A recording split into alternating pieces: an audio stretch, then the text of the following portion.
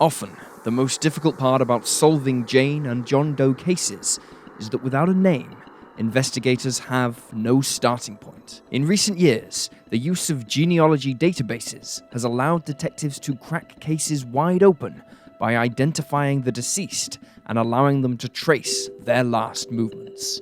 But this doesn't always lead investigators straight to the killer, or even an obvious suspect. In today's episode, we'll be exploring the cases of 3 Jane Does who were identified in 2020 and whose cases still remain unsolved. But first, I'd like to thank Magellan TV for sponsoring today's episode. If you've followed Cold Case Detective since the start of 2021, odds are you've heard us rave about our exclusive partnership with Magellan TV, the best source for the greatest and most jaw-dropping true crime content available anywhere. You know about their unmatched documentaries and bingeable TV shows, and how they expand further than just true crime to showcase fascinating stories of different topics, like space or history or the supernatural. To open your world to the types of videos within the Magellan TV library, we want to dive deeper into one of our favorite titles we watched recently, a title we know will make you come back hungry for more. This week, we're highlighting the documentary drama series Murder Maps 4K, a 4-part television show that transports you back to 4 separate periods in London, England, to gain an exclusive look at murder scenes of each era. When you think of the UK's most vicious killers, you probably think of Jack the Ripper or Marie Manning. But what if there was a way to depict their crime sprees that is authentic to the period? That's one of our favourite aspects to this docu-series, how it gives you an in-depth history of London's generational changes, and how each time period across the city lent its hand to some of the world's most grisly homicides. It's the perfect mix of true crime and history, exactly how we curate some of our own videos on Cold Case Detective. Murder Maps 4K is also a new release, part of Magellan TV's 15 to 20 hours of brand new content they add to their library each week, always leaving fans of true crime and other relevant topics with something fresh to binge and enjoy. Use the link in the description to access a free month trial and jump into the jaw-dropping history of Murder Maps 4K and other top-notch programs. You'll be sure to find your next great escape.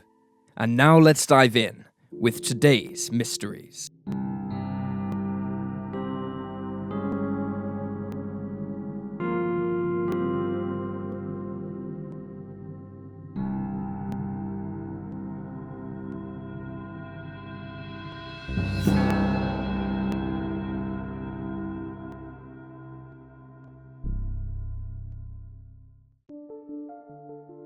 Julie Gwenn Davis, formerly known as Princess Blue.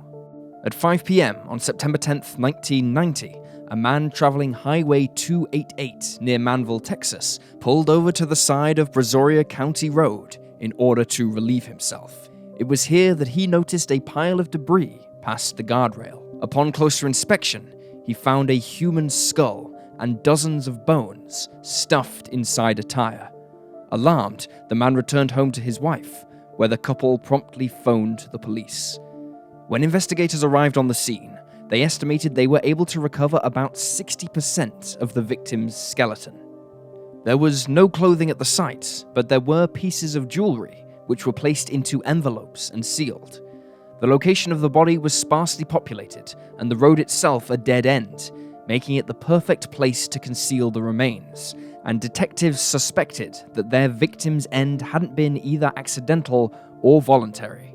Jane Doe was estimated to have died a year or less prior to her discovery.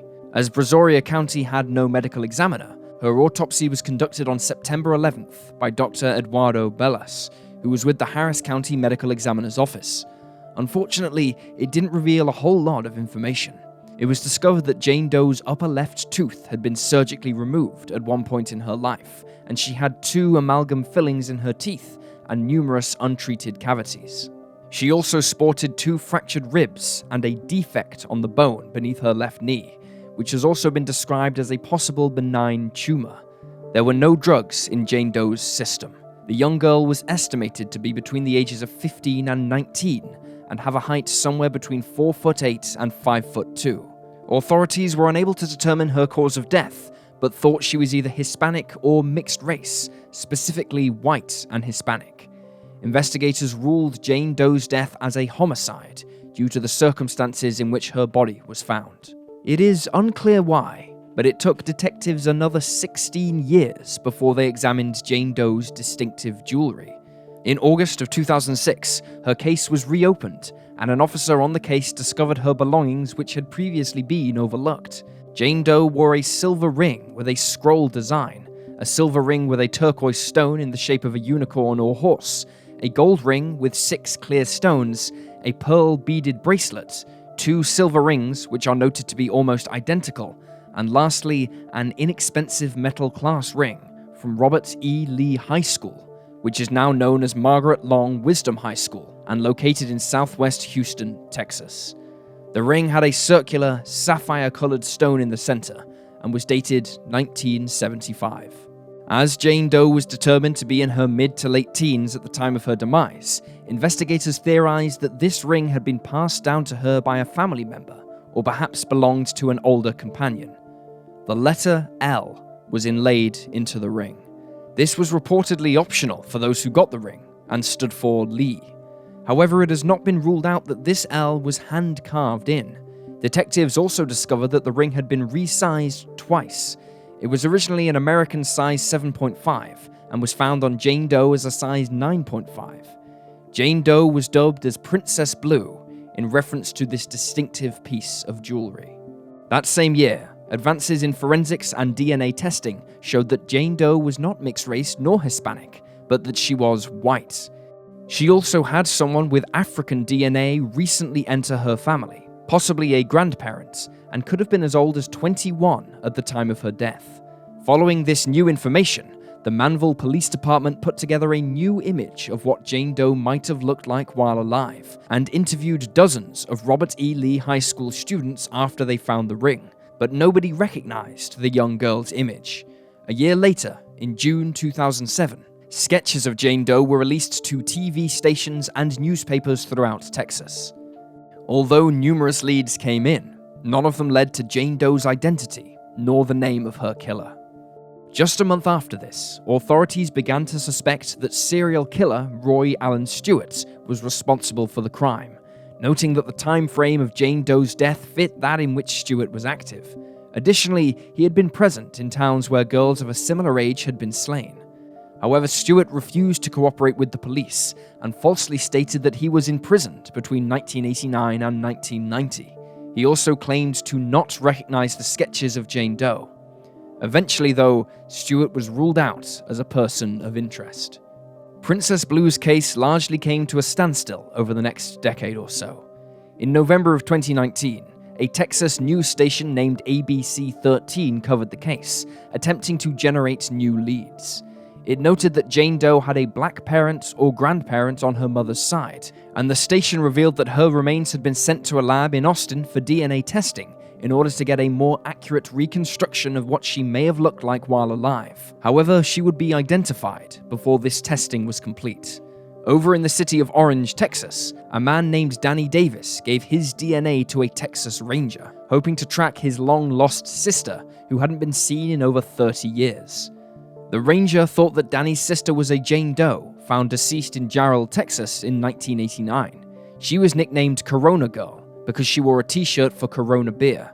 But in January 2020, she was identified as 17-year-old Sue Ann Husky, who went missing from Sulphur Springs, Texas, the same year her body was found. Although the Ranger's hunch didn't pan out, Danny's DNA did get a hit on databases when it was found to match with Princess Blue.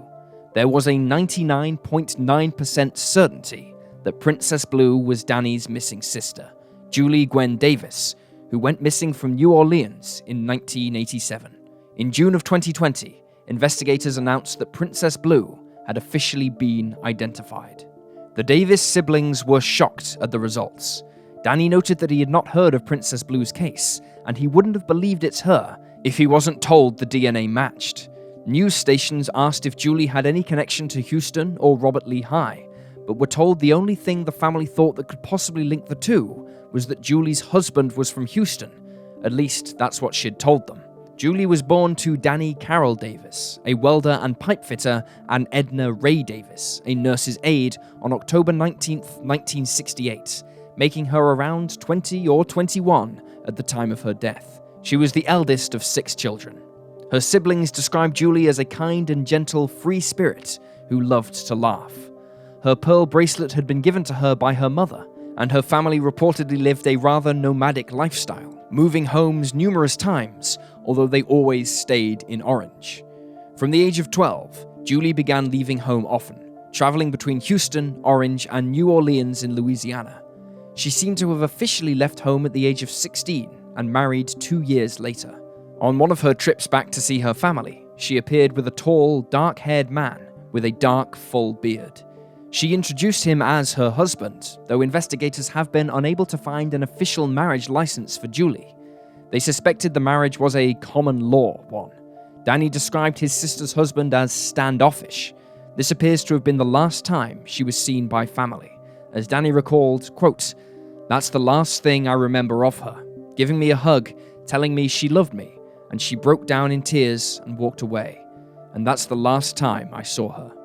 Julie's parents are no longer alive, but her siblings are happy to cooperate fully with detectives, who are still unsure of the young woman's connection with the Robert Lee class ring.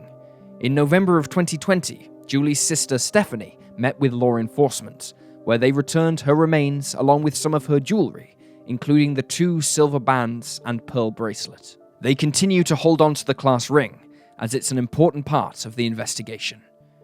Danny told news outlets, quote, "I miss her. I'd give anything to see her again. She was always smiling, always happy." If you have any information about Julie Davis's case, you can call the Manville Police Department on 281-489-1212. Keri Lynn Wyant, formerly known as Jane Doe 220 UFL. On May 1st, 1995, an agricultural service worker came across a single bone and several items of clothing while he prepared a cornfield for spring planting.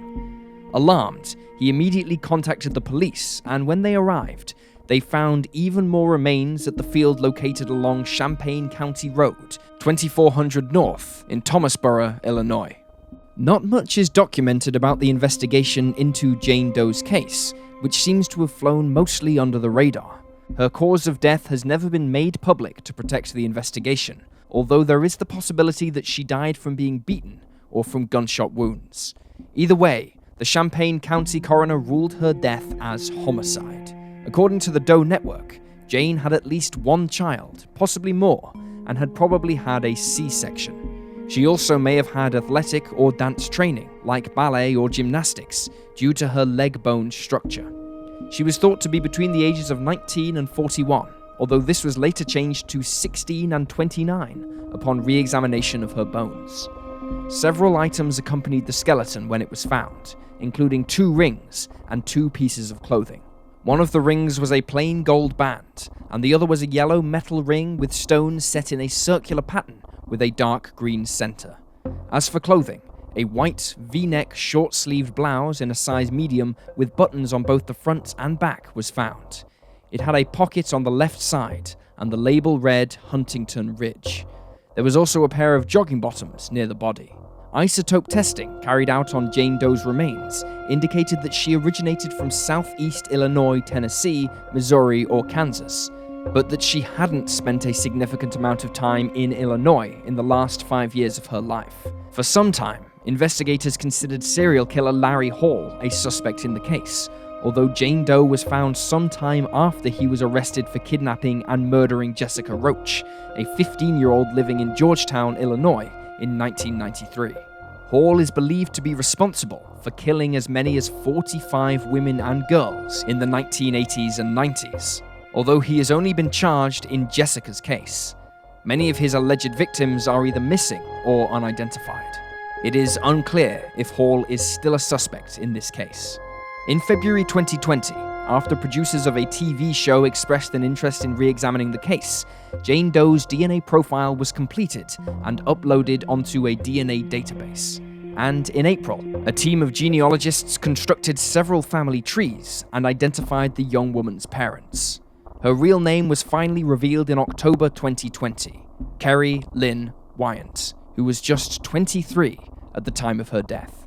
Keri was born on October 18, 1971, in Galesburg, Illinois.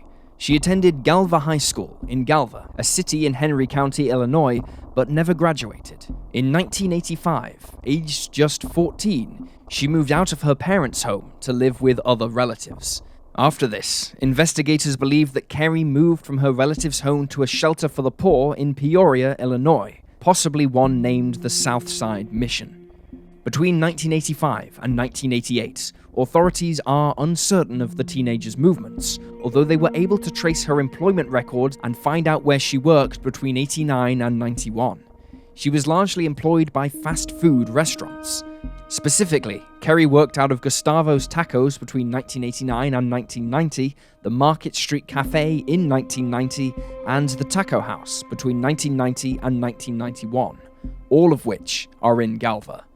Additionally, she worked at Hardee's in Galesburg in 1990, and later worked in a Dunkin' Donuts and BJ's restaurant in Peoria, and at an I-10 gas station/restaurant in Texas.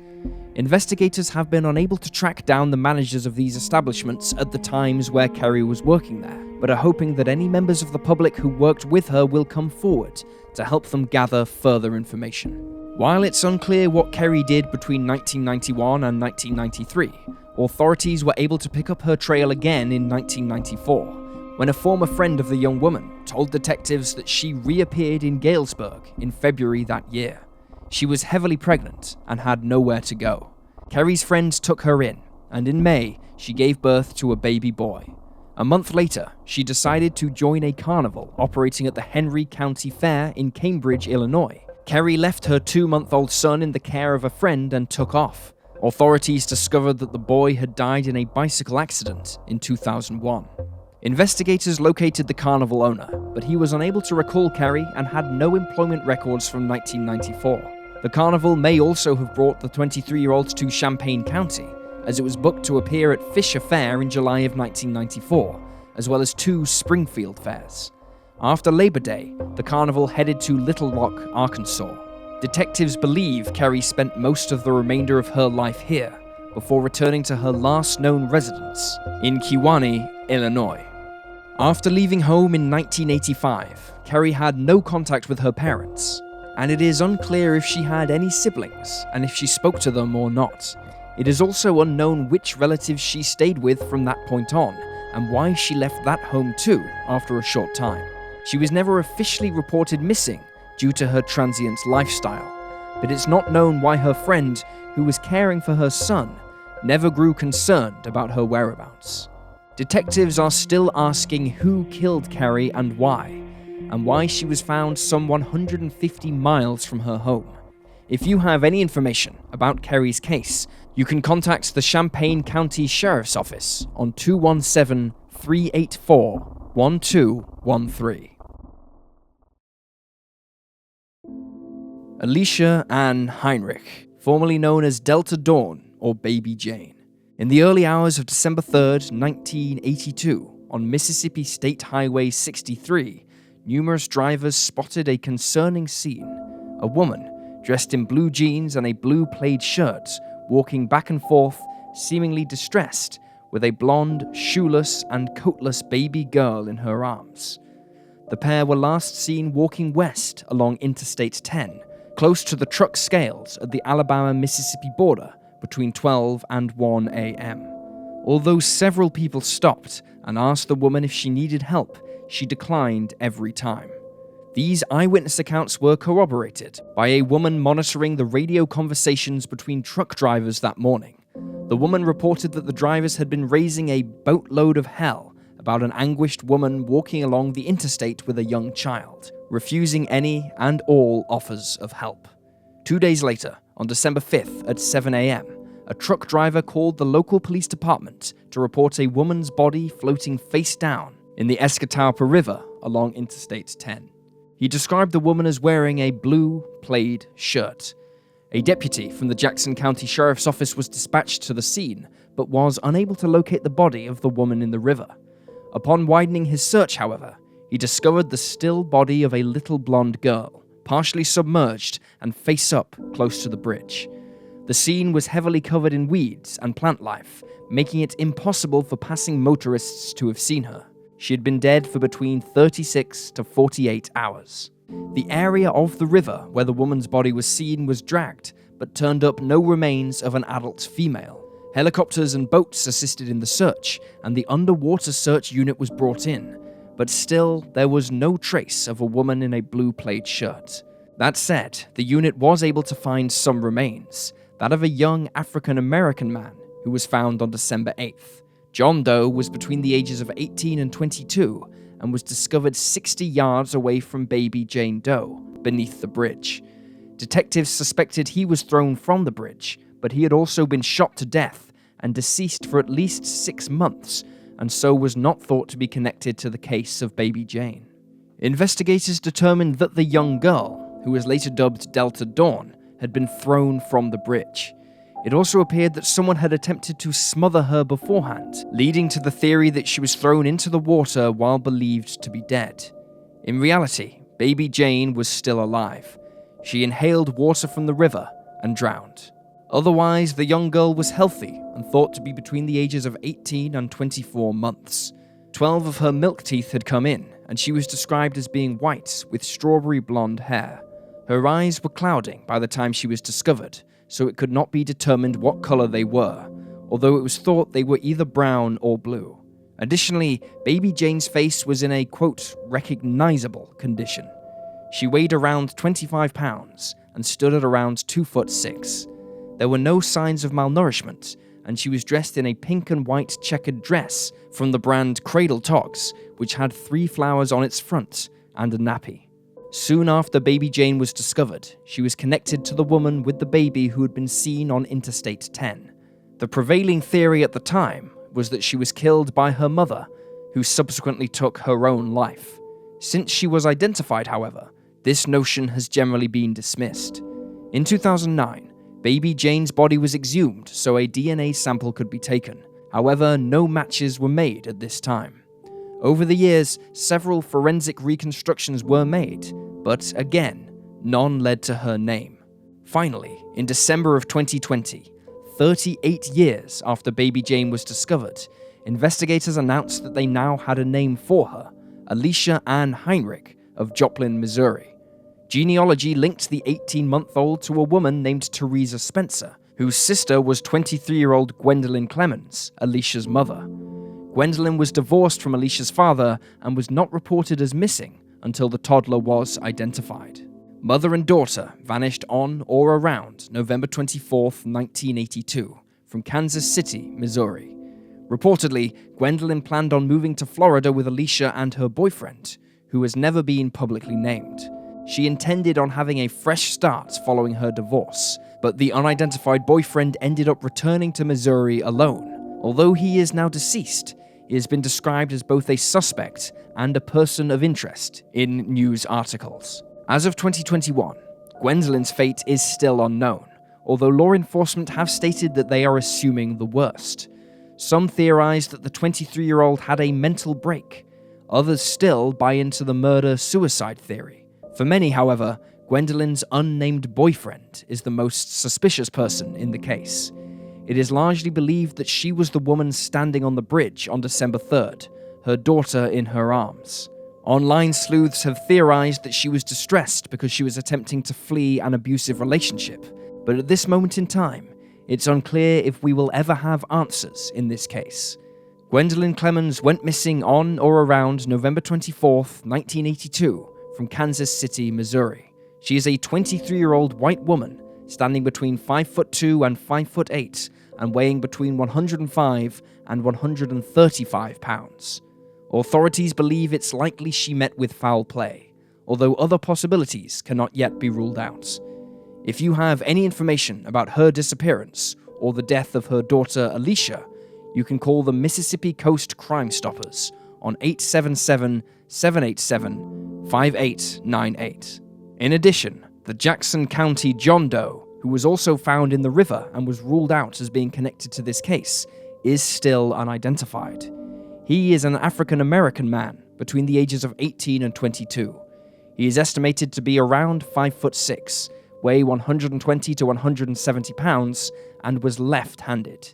He had advanced periodontal disease and a strong overbite, as well as a scar on the left side of his forehead, which was the result of a healed injury.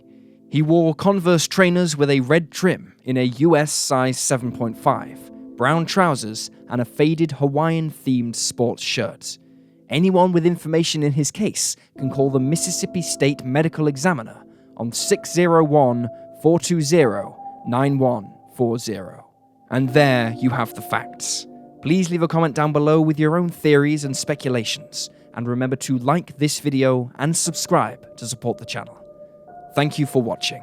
Stay alert, stay safe, and I'll see you next time.